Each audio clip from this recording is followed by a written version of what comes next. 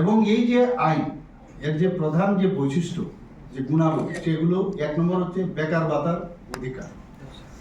পূর্ববর্তী যে আইন ছিল অর্থাৎ MGNREGAর যে অধীনে বিভিন্ন শর্তের কারণে বেকার ভাতা পাওয়া কার্যত প্রায় অসম্ভব ছিল। কিন্তু এই যে জি আইন 2025-এর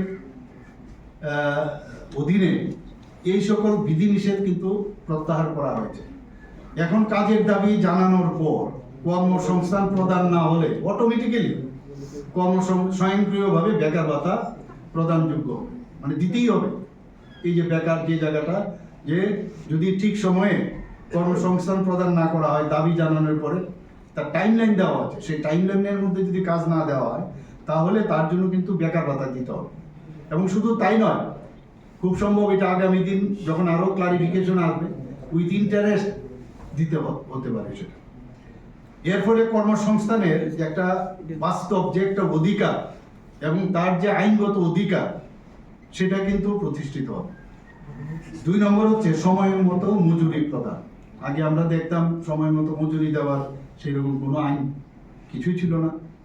তো মজুরি প্রদানে যদি বিলম্ব হয়, সেটা আগে হতো, এখন মজুরি প্রদানে কোনো বিলম্ব হলে বিলম্বিত প্রতিটি দিনের জন্য, ওই যেটা আমি বললাম, ক্ষতিপূরণ সহ মজুরি প্রদান করতে হবে। এর ফলে ট্রান্সপারেন্সি, স্বচ্ছতা বৃদ্ধি পাবে, শ্রমিকরা তাদের পূর্ণ প্রাপ্যতা নিশ্চিতভাবে পাবেন। 3 নম্বর হচ্ছে গ্রাম স্তরে পরিকল্পনার স্বায়ত্তশাসন, ডিসেন্ট্রালাইজেশন।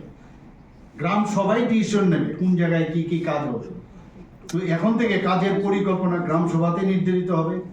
গ্রাম পঞ্চায়েত উন্নত যে গ্রাম পঞ্চায়েতের পরিকল্পনা তারা প্রণয়ন করবে, সেখানে তারা প্ল্যান করবে, এবং সেখানে কিন্তু গ্রামবাসীদেরও, গ্রাম সভা যখন হবে গ্রামবাসীরাও সেখানে কিন্তু উপস্থিত থাকবে। তাদের মতামত নিয়ে তারা সর্বসম্মতভাবে সেই ডিসিশনগুলো নেবে।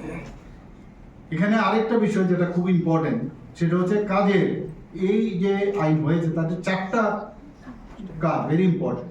সেটা কি, আগে তো কি কাজ করবে, আজকে বলছে এখানে গাছ কাটো, এখানে ঘাস কাটো, একবার পুকুর কাটো, এরকম না। কাজের 4টা কিন্তু প্রধান কাজ এখন ডিফাইন করা হয়েছে। একটা হচ্ছে জল নিরাপত্তা ও সংরক্ষণ সংক্রান্ত কাজ, ভেরি ইম্পর্টেন্ট।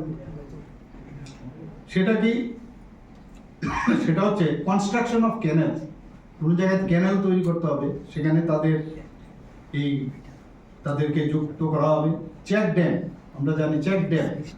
তাছাড়া রিজুভেনেশন অফ পন্ডস, কোনো পুকুর ঠিকভাবে পরিচর্যা হচ্ছে না, সেখানে তাদেরকে লাগানো হবে। এফরেস্টেশন, প্লান্টেশন, এইসব জায়গায় তাদেরকে কাজে যুক্ত করা হবে। এই হচ্ছে একটা। 2 নম্বর হচ্ছে গ্রামীণ পরিকাঠামো সংক্রান্ত কাজ। সেটা কি, সেখানে রুরাল রোডস আছে, কিছু রোড, সেখানে তারা কাজে যুক্ত হতে হবে। গ্রাম পঞ্চায়েত ভবন, সেখানে গ্রাম পঞ্চায়েত ভবন তৈরির কাজে তাদেরকে ব্যবহার করা যাবে।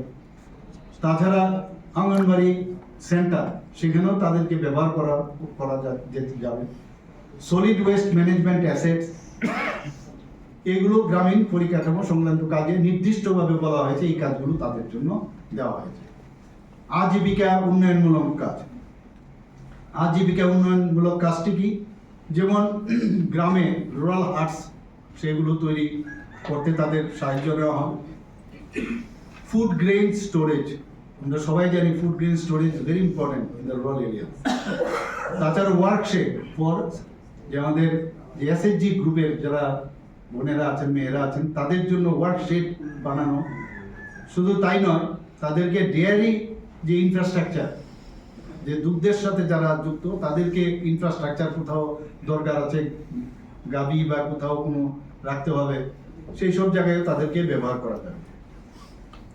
লাস্ট হচ্ছে জলবায়ু পরিবর্তন ও প্রতিকূল আবহাওয়া মোকাবেলা কাজ। সেটা কি, আমরা সবাই জানি যখন সাইক্লোন হয় কাকে আনবো, কোথায় আনবো, তাদেরকে কিন্তু এখন সেই কনস্ট্রাকশন অফ সাইক্লোন এরিয়া, যখন কোনো সেখানে সমস্যা হবে তাদেরকে ব্যবহার করা হবে। তাছাড়া ফ্লাড শেল্টার হাউস যাতে তৈরি করে, এমব্যাঙ্কমেন্ট, কোনো জায়গায় বাঁধ নির্মাণে তাদের কাজ ব্যবহার করতে হবে। তাছাড়া ফরেস্টে অনেক সময় আমরা দেখি ফায়ার হয়, তো সেখানে আমরা মনে করি যে কাকে আনবো, তো এদেরকে কিন্তু নির্দিষ্ট করা হয় যে their work, their expertise or their work can be utilized. এই যে চারটি ক্ষেত্রে একত্রে যে উন্নয়ন এবং ক্ষমতায়ন এবং সমন্বয় এবং টেকসই আজীবিকার ভিত্তি গঠন করা হয়, এই চারটি যেটা আমি বললাম ভেরি ইম্পর্টেন্ট। আরেকটা বিষয় যেটা বিভাগীয় সমন্বয় ও স্বচ্ছতা, আমাদের আগের কোন ডিপার্টমেন্ট কোনটা দেখবে এটার একটু অসামঞ্জস্য ছিল। তো এর জন্য যে অ্যাকশন প্ল্যান দরকার, সেই সমস্ত এই আইনে, এই যে আইনটা তৈরি হয়েছে গ্রাম স্তরের সকল কাজ বিকশিত ভারত জাতীয় গ্রামীণ পরিকাঠামো স্টেকে সেটা অন্তর্ভুক্ত করা হবে, অর্থাৎ এই অ্যাকশন প্ল্যান এখানে অন্তর্ভুক্ত করা হবে। এর ফলে কাজে